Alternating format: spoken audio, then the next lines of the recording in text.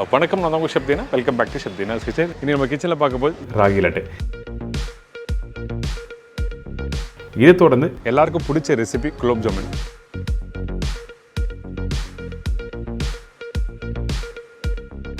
ராகி லட்டுக்கு தேவையான பொருட்கள்: ராகி மாவு 200 கிராம், சர்க்கரை 350 400 கிராம், நெய் 150 கிராம், பொடிசை நறுக்கிய பாதாம் 1 டேபிள் ஸ்பூன், பொடிசை நறுக்கிய பிஸ்தா 1 டேபிள் ஸ்பூன், பொடிசை நறுக்கிய கேஷ்யூ நட் 1 டேபிள் ஸ்பூன், ஏலக்காய் பவுடர் 1/4 டீஸ்பூன், நட்மெக் பவுடர் சிறிதளவு, அதாவது ஜாதிக்காய் பவுடர், உப்பு சிறிதளவு. இதாங்க இந்த ராகி லட்டுக்கு தேவையான பொருட்கள். இப்போ நம்ம பார்க்க போகிறது ராகி லட்டு. இந்த ராகி லட்டு 2 விதமாக பண்ணுவாங்க. ஒன்று, இந்த சர்க்கரையை நல்லா குக் பண்ணி, அதாவது போரா சொல்லுவாங்கள்ல, அந்த பவுடரை போட்டு மிக்ஸ் பண்ணி எடுக்கிறது. ஒரு 10 நாள் 15 நாள் வச்சு சாப்பிட்லாம், ஒன்றுமே ஆகாது. அது மட்டும் இல்லை, உடையாது. இதே ஷார்ட்டான மெத்தடில் பண்ணுவாங்க. அது எப்படி கேட்டிங்கன்னா, இந்த ராகி மாவு அதுக்கப்புறம் சர்க்கரையை போட்டு அப்படியே மிக்ஸ் பண்ணிவிட்டு உருண்டையை பிடிப்பாங்க. அப்படி பண்ணும்போது அந்த சர்க்கரை நம்மளோட நாக்கு இருக்குது பார்த்தீங்கன்னா, நாக்கு பல்லு அந்த டைமில் கடக்கு முடக்குன்னு இருக்கும். அது நல்லா இருக்காது சாப்பிட்றதுக்கு. அது மட்டும் இல்லை, அந்த லட்டும் சீக்கிரம் உடஞ்சிரும்.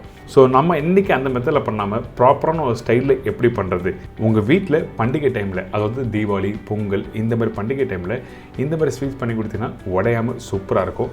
அது மட்டும் இல்லை, கெட்டும் போகாது. அந்தளவுக்கு ஒரு ஃபென்டாஸ்டிக் ப்ரிப்பரேஷன். ஃபஸ்ட்டு இந்த ராகி லட்டு பண்ணுறதுக்கு இந்த ராகி மாவு நல்லா வறுத்துட்டு அதுக்கப்புறம் தான் இந்த சக்கரை பவுடர்லாம் போட்டு மிக்ஸ் பண்ணி ப்ரிப்பரேஷன் கம்ப்ளீட் பண்ண போகிறோம்.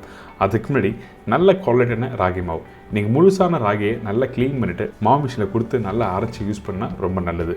இப்போ இந்த ராகியை நல்லா வறுக்கணும். குறைஞ்சபட்சம் ஒரு 5லேருந்து ஒரு 10 நிமிஷம் மீடியமான ஃப்ளேமில் வச்சு வறுத்துட்டு அந்த பச்சை வாசனை போன பிறகு நம்ம என்ன பண்ணுறோம், நெய் யூஸ் பண்ணுறோம். நான் சொன்ன குவான்டிட்டி நெய்யில் அதில் பாதி இந்த இடத்துல யூஸ் பண்ணியிருக்கேன்.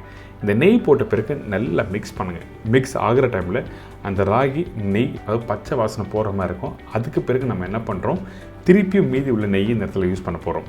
இந்த நெய் யூஸ் பண்ணும்போது சீக்கிரமாக வெந்து வரும்.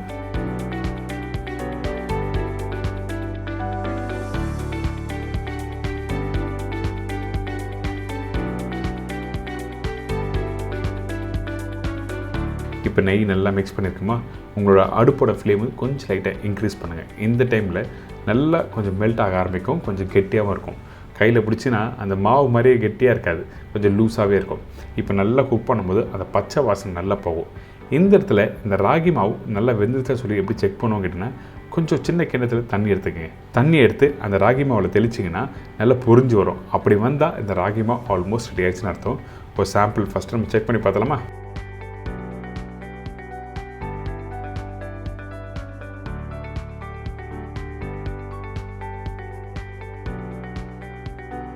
இப்போ பார்த்தீங்கன்னா சின்ன சின்னதாக அந்த பபுள்ஸ் வந்தது.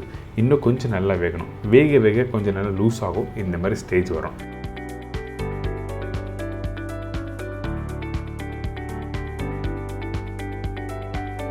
இதுக்கப்புறம் திருப்பி செக் பண்ணுறேன். அப்படி தெளிச்சே நல்லா வந்ததா, இந்த மாதிரி தான் பபுள்ஸ் வரணும். இந்த மாதிரி வந்தால் உடனே நீங்கள் அடுப்பை விட்டு இறக்கிடணும்.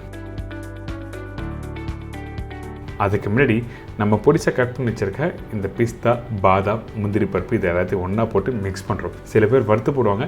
என்னோடய சஜஷன், நீங்கள் வறுத்து போடாமல் டேரெக்டாக இதில் போடுங்க. அதே டைமில் கொஞ்சம் ஏலக்காய் பவுடர் வாசனைக்காக யூஸ் பண்ணியிருக்கேன். அதே டைமில் அந்த இனிப்போட தன்மை கரெக்டாக தெரிகிறதுக்கு கொஞ்சமாக உப்பு போட்டிருக்கோம். இதுக்கு பிறகு ஜாதிக்காய் பவுடர், அதாவது நட்மெக் பவுடர் இந்த இடத்துல யூஸ் பண்ணியிருக்கேன். இந்த நட்மெக் பவுடர் யூஸ் பண்ணும்போது அதோட ஃப்ளேவர் நல்லா சூப்பராக கொடுக்கும். சில ப்ரிப்பரேஷன் பண்ணும்போது ஒரு மைல்டான ஒரு ஸ்பைஸோட டேஸ்ட் இருக்கும் பார்த்தீங்களா, அந்த மாதிரி தான் இந்த நட்மெக் பவுடர் இந்த இடத்துல யூஸ் பண்ணியிருக்கேன். இப்போ நல்லா மிக்ஸ் பண்ணி முடித்த பிறகு நம்ம அப்படியே இன்னொரு பவுலில் மாற்றின பிறகு நல்லா சூடு ஆறின பிறகு கொஞ்சம் கெட்டியாகும். குறைஞ்சபட்சம் ஒரு 1 மணி நேரம், அப்படி இல்லைன்னா ஒரு 2 மணி நேரம் ரெஸ்ட் விட்டுருங்க. அதுக்கு பிறகு எடுத்து நீங்கள் மாவு பார்த்தீங்கன்னா திக்காக இருக்கும். அதே டைமில் இப்போ நம்ம என்ன பண்ணுறோன்னா, இந்த சக்கரை ரெடி பண்ண போகிறோம். அதாவது சக்கரை போரானா அந்த சர்க்கரையை நல்லா குக் பண்ணி அப்படியே பவுடர் பண்ணுறது தான் போரா சொல்லுவாங்க. இப்போது இந்த சர்க்கரை எந்த அளவுக்கு போட்டிருக்கீங்களோ அதே அளவுக்கு தண்ணி ஊற்றி நல்லா மிக்ஸ் பண்ணுங்கள்.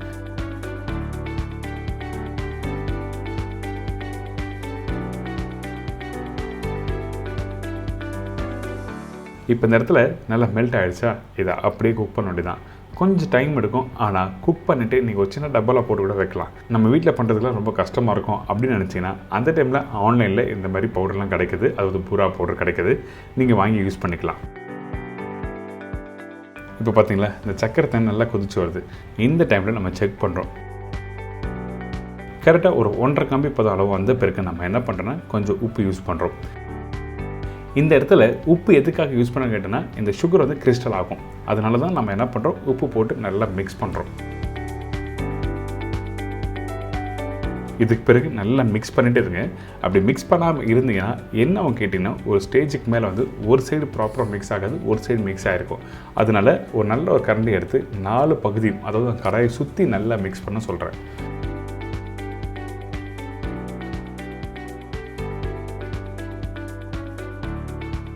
இப்போ பார்த்தீங்களா, இந்த ஸ்டேஜ் மாற உங்களுக்கு காமிக்கிறேன். இதை அப்படியே குக் பண்ணுறதுக்கு குறைஞ்சபட்சம் ஒரு 1/2 மணி நேரம் மேலே டைம் எடுக்கும். ட்ரை பண்ணுங்கள், ரொம்ப நல்லாயிருக்கும். வீட்டில் இருக்க பொருளை வச்சு நம்ம என்றைக்கோ ஒரு நாள் நல்ல ஒரு ரெசிபி பண்ணுச்சுன்னா அந்த டைமில் நீங்கள் ட்ரை பண்ணி பார்க்கலாம். இப்போ அந்த சக்கரோட பக்குவம் உங்களுக்கு வந்து நல்லா கெட்டியாக ஆரம்பிச்சது. இந்த மாதிரி திக்கான பிறகு திருப்பி நம்ம குக் பண்ணுவோம். இதுதான் ஸ்டேஜ் 2. இதுக்கு பிறகு உங்களோட அடுப்பை வந்து கொஞ்சம் மீடியமான ஃப்ளேம் வச்சு திருப்பி நம்ம மிக்ஸ் பண்ணுறோம். மிக்ஸ் பண்ண என்ன வேணுன்னா பவுட்ரு மாதிரி உருவாகும்.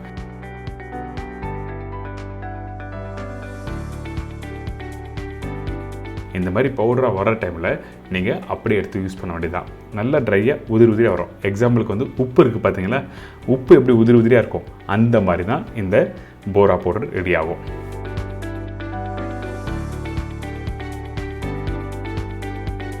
இப்போது ரெடி ஆகிடுச்சு. இதுக்கு பிறகு நம்ம என்ன பண்ணுறோம், குக் பண்ண அந்த சக்கரை பூரா இருக்குது பார்த்தீங்களா, அந்த பூராவை ஒரு சின்னதாக ஜல்லடையில் போட்டு ஜலிச்சிருங்க. குக் பண்ணும்போது 1-2 அங்கங்கே கெட்டியாக இருக்கும். இந்த மாதிரி இருந்தால் கண்டிப்பாக மிக்சியில் போட்டு பவுட்ரு பண்ணிவிட்டு அதுக்கப்புறம் யூஸ் பண்ண ஆரம்பிங்க. இப்போ நம்மளோட ராகி மாவும் ரெடி ஆகிடுச்சு. குக் பண்ண அந்த ராகி மாவு கொஞ்சம் கெட்டியாக இருக்குது பார்த்தீங்களா, இந்த மாதிரி தான் கெட்டியாக இருக்கணும். இதே டைமில் இன்னொரு இன்ஃபர்மேஷன் சொல்லிடுறேன். இந்த இடத்துல கொஞ்சம் நெய் இன்னும் கொஞ்சம் அதிகமாக போட்டால் நல்லாயிருக்குன்னு சொல்லிட்டு நீங்கள் போடக்கூடாது. அந்த நெய்யோட அளவு, ராகி மாவு அளவு, சக்கரோட அளவு இதெல்லாம் ரொம்ப ரொம்ப இம்பார்ட்டன்ட். கொஞ்சம் ஒரு இன்க்ரீடியன்ஸ் அதிகமானாலும் உங்களுக்கு வந்து டெக்ஸ்சர் மாறதுக்கு நிறைய வாய்ப்பு இருக்குது. இதுக்கு பிறகு ரெடியான அந்த ராகி மாவு, அதுக்கப்புறம் இந்த சுகர் போரா, இது ரெண்டுத்தையும் போட்டு நல்லா மெதுவாக மிக்ஸ் பண்ணி பிடிக்க ஆரம்பிங்க ரவுண்டாக. அதே டைமில் ரொம்ப அழுத்தி பிடிக்கூடாது. இன்னொரு முக்கியமான விஷயம் சொல்கிறேன், அந்த ராகி மாவு சூடு ஆறி இருக்கணும். சூடோடு போட்டிங்கன்னா இந்த சக்கரை போடும்போது என்ன கேட்டிங்கன்னா மெல்ட் ஆகும், கரெக்டாக ரவுண்டாக பிடிக்க முடியாது. அதனால் நல்லா சூடு ஆகட்டும். அதுக்கு பிறகு தான் ரெடியான இந்த போரா பவுடர் போட்டு நல்லா மிக்ஸ் பண்ணுறோம். நல்ல ஒரு அழுத்தமாக கெட்டியான ஒரு சூப்பரான ஸ்டைலில் இந்த ராகி லட்டு எப்படி பண்ணி சொல்லி கொடுத்துருக்கேன். கண்டிப்பாக ட்ரை பண்ணி பாருங்கள். இந்த மெத்தடில் நீங்கள் ட்ரை பண்ணும்போது நீங்கள் சாப்பிடும்போது ஃபீல் பண்ணுவீங்க, கண்டிப்பாக இந்த ரெசிபி சூப்பராகடா, நல்ல ஒரு பெரிய ஸ்வீட் கல்லில் வாங்கின சாப்பிட்ட ஒரு ஃபீல் கண்டிப்பாக நம்ம வீட்டில் பண்ண ஒரு டேஸ்ட் கொடுத்துருக்கு அப்படி சொல்லிட்டு எல்லோரும் என்ஜாய் பண்ணுவீங்க.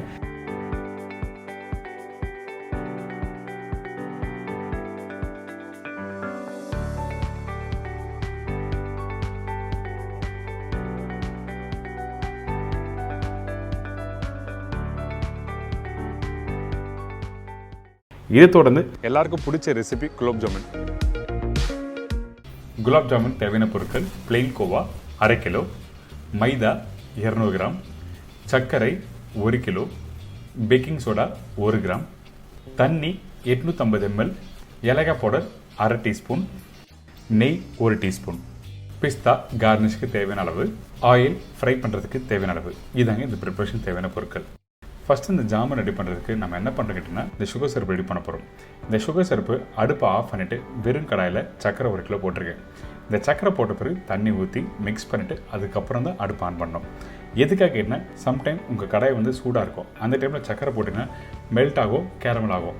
அந்த மாதிரி வந்தால் கலர் மாற ஆரம்பிச்சிடும். அதனால தான் நம்ம என்ன பண்ணுறோன்னா, அடுப்பை ஆன் பண்ணாமல் சக்கரையும் தண்ணி ஊற்றின பிறகு நல்லா மிக்ஸ் பண்ண ஆரம்பிக்கிறோம். அதே டைமில் அந்த மெஷர்மெண்ட் கிளாஸ் சொன்னோம் பார்த்தீங்களா, இந்த 1 கிலோ சர்க்கரைக்கு கரெக்டாக 750 ml தண்ணி ஊற்றிருக்கேன். டோட்டலாக 850 ml வாட்டர் யூஸ் பண்ணியிருக்கேன். அதில் 750 ml யூஸ் பண்ணியிருக்கேன். அதாவது 2 பெரிய கிளாஸ் அளவுக்கு தண்ணி ஊற்றிருக்கோம். இதுக்கு பிறகு நம்ம என்ன பண்ணுறோன்னா, கொஞ்சமாக பால் ஊற்றுறோம். எதுக்காக இந்த பால் யூஸ் பண்ண கேட்டிங்கன்னா, அந்த சர்க்கரையில் அழுக்கு இருந்தால் அந்த அழுக்கை க்ளீன் பண்ணுறதுக்காக இந்த பால் ஊற்றி நல்லா மிக்ஸ் பண்ணுறோம்.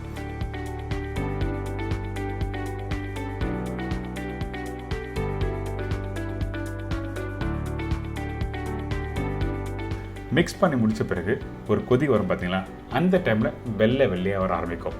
இந்த மாதிரி வர டைமில் அந்த அழுக்கை அப்படியே ஸ்ட்ரெயின் பண்ணி எடுக்கிறோம். அதே டைமில் கொஞ்சம் பச்சை தண்ணி நீங்கள் ஊற்றினா டெம்பரேச்சர் டவுன் ஆகும். இதை க்ளீன் பண்ணுறதுக்கு ரொம்ப ஈஸியாக இருக்கும்.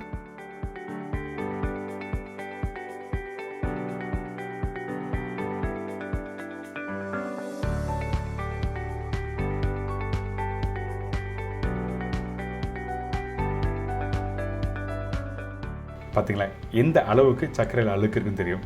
அதே மாதிரி தான் திருப்பி நல்லா கொதிக்க விடும். கொதிக்க விட்டு நல்லா ஸ்ட்ரெயின் பண்ணி எடுத்துருங்க.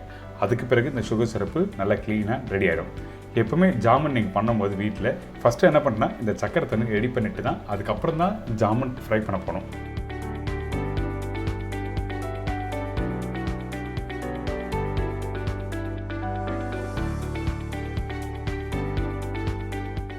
இந்த சுகர் சிரப்போட பக்குவம் எப்படி கேட்டிங்கன்னா, அந்த கம்பி பதம் வரதுக்கு முன்னாடியே கொஞ்சம் கெட்டியாக இருக்கும். அதாவது கையில் தொட்டு பார்த்தீங்கன்னா கொஞ்சம் வளவளப்பாக இருக்கும். அதே டைமில் கரண்டில் எடுத்து பார்த்தீங்கன்னா தண்ணியாக இருக்கணும். இந்த மாதிரி கரெக்டான டெக்ஸ்சர் இருக்கணும். கெட்டியாக இருந்தால் சுகர் சிரப்பு இறங்காது அந்த ஜாமனில். இதுவே தண்ணியாக இருந்தால் அந்த ஃப்ரை பண்ணி போடும்போது அந்த ஜாமன் மேலே இருக்க ஸ்கின், அதாவது அந்த ப்ரௌன் கலர் பார்த்தீங்கன்னா அது அப்படியே பிரிஞ்சு வந்துடும்.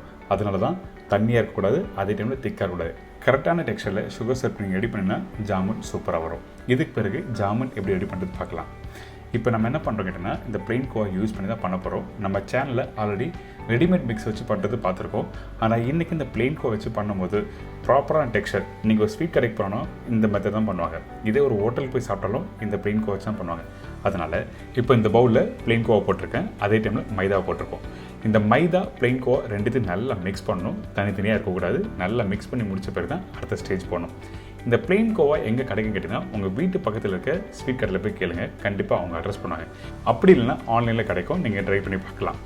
இதுக்கு பிறகு நல்லா மிக்ஸ் பண்ணி முடிச்சிட்டோமா, இந்த இடத்துல குக்கிங் சோடா போட்டிருக்கேன். இந்த குக்கிங் சோடா எக்ஸாக்டாக 1 கிராம் தான் யூஸ் பண்ணியிருக்கோம். எதுக்காக இந்த வெயிட் மிஷினை வச்சு நான் செக் பண்ணி போடுறேன்னா, இந்த குக்கிங் சோடா அதிகமாக இருந்தாலும், அதாவது 1 கிராம் பதில் 2 கிராம் 3 கிராம் அப்படி போட்டாலும் ரொம்ப சாஃப்ட் ஆகிடும். அதுக்கு பிறகு ஃப்ரை பண்ணி எடுத்திங்கன்னா கரெக்டாக வராது. இதுக்கு பிறகு 1 டீஸ்பூன் நெய் போட்டிருக்கேன், வாசனைக்காக ஏலக்காய் பவுடர். இதுக்கு பிறகு கொஞ்சமாக தண்ணி ஊற்றி அந்த பேக்கிங் சோடா, ஏலக்காய் பவுடர், நெய் இந்த 3த்தையும் நல்லா மிக்ஸ் பண்ண ஆரம்பிங்க.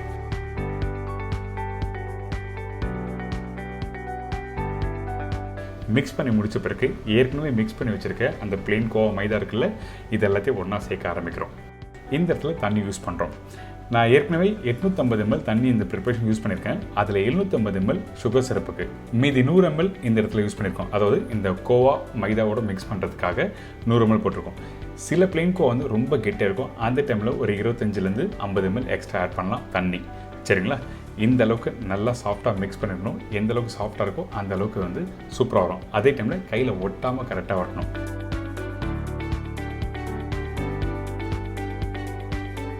இதுக்கு பிறகு இந்த குலோப் ஜாமை ரவுண்டாக எப்படி ரெடி பண்ணுறது பார்க்கலாம். ஃபஸ்ட்டு இந்த மாவு எடுத்துக்கங்க. எடுத்த பிறகு கையில், அதாவது உள்ளங்கையில் வச்சு நல்லா அழுத்தி மெதுவாக ரிலீஸ் பண்ணும். அப்படி பண்ணும்போது நல்லா ரவுண்டாக வரும்.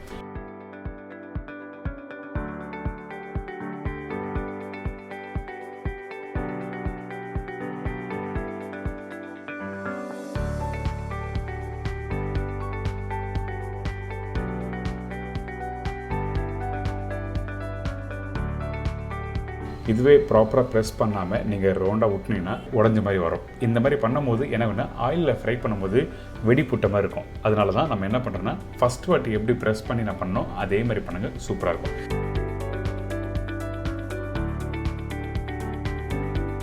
இப்போது இந்த டோவை நல்லா ரவுண்டாக உருட்டி வச்சுருக்கோம். இதுக்கு பிறகு எண்ணெய் கடாய் இருக்குது. அந்த எண்ணெய் தொட்டினா லைட்டாக சூடாக்கணும். அந்த டைமில் நம்ம என்ன பண்ணுறோன்னா கொஞ்சம் மைதா போடுறோம்.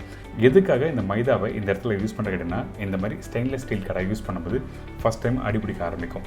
இதே இரும்பு கடாய்னா ஒரு ப்ராப்ளம் இல்லை, நீங்கள் அப்படியே ஃப்ரை பண்ண ஆரம்பிக்கலாம். அடுத்து நம்ம என்ன பண்ணுறோன்னா, ஃபஸ்ட்டு ஒரு பீஸ் எண்ணெய் கடாயில் போடுங்க. போட்ட உடனே அந்த பபுள்ஸ் வந்து ஸ்லோவாக சின்னதாக வரும்.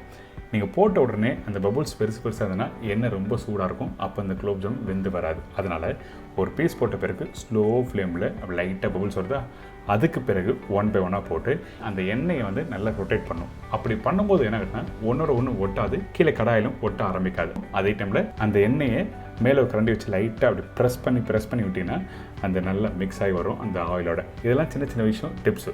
இன்னொரு முக்கியமான விஷயம், அந்த ரவுண்டாக போட்டிருக்க டப்ளிங்ஸை ஆயிலில் போட்ட உடனே கரண்டி விட்டு மிக்ஸ் பண்ணக்கூடாது. அப்படி மிக்ஸ் பண்ணால் உடையிறதுக்கு வாய்ப்பு நிறைய இருக்குது. ஸ்லோ ஃப்ளேமில் இந்த ஜாமுனை நல்லா குக் பண்ணி எடுத்துருங்க.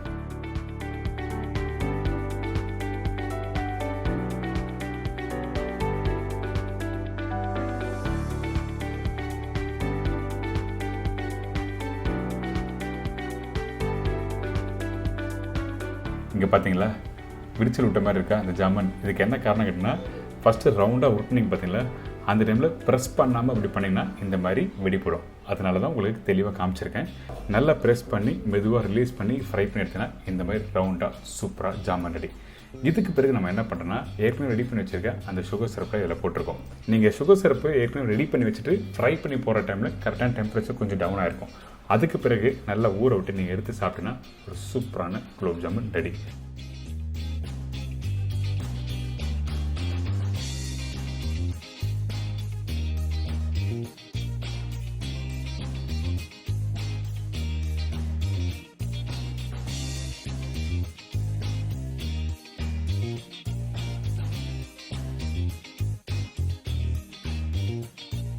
இங்கே பார்த்தீங்களா, இந்த ஜாமனை கரண்டில் எடுத்து பார்க்கும்போது அப்படியே சாப்பிடணும் போல இருக்குல்ல. இப்போ உடைச்சு காமிக்கிறேன். அந்த சுகர் சிரப் நல்லா இறங்கியிருக்கா, இந்த மாதிரி தான் இருக்கணும் வீட்டில் பண்ணும்போது. இன்றைக்கி நம்ம சேனலில் குலோப் ஜாமுன் எப்படி பண்ணுறது, எப்படி பண்ணக்கூடாது, என்னென்ன மிஸ்டேக் வரும்னு சொல்லிட்டு தெளிவாக விளக்கமாக சொல்லி கொடுத்துருக்கேன்.